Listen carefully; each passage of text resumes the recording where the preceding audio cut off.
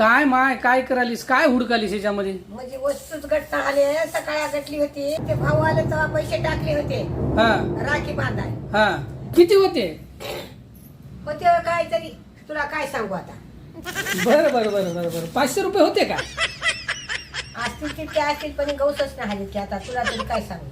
500ची note होती काय? होती, तूच घेतलास. मी कशाला होती? मग तूच घेतलास, 500 म्हणाला तूच घेतलास. आहे मी काला घेऊ? मग जाते कुठे?